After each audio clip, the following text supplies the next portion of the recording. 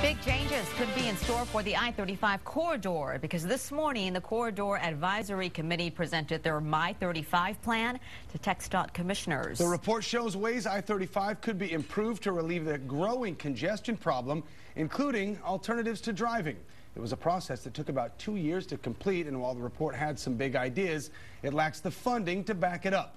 Let's get the latest now. Our Jared Weiss broke this story online and joins us live now with the details. Jared? Hi there, Chris and Sally. Yes, funding is a huge part of this equation that still needs to be decided on. Now, this report contains about $500 billion worth of improvements and construction projects, money TxDOT simply doesn't have, at least right now. Ideas contained in the report include asking for a possible gas tax or even a usage per mile fee, something that still needs to be decided on. And of course, there are some aggressive ideas inside to improve the traffic flow along I-35, including even moving I-35, as we discussed at the top of the newscast.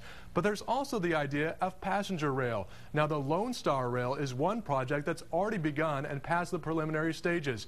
It's a 112-mile rail line that would connect Georgetown south all the way to downtown San Antonio, with 15 stations, including main hubs in Austin and San Antonio. Now, the project could take several years to complete at a cost of $2.5 billion. Now, some long-term rail plans include a possible passenger rail line from the Dallas-Fort Worth area to Laredo, and even a connecting passenger rail system from downtown Austin to Elgin. Of course, the big news is the idea of switching I-35 to where SH-130 is currently. SH-130 right now is a toll road, but under the new plan, it would change that to a free interstate.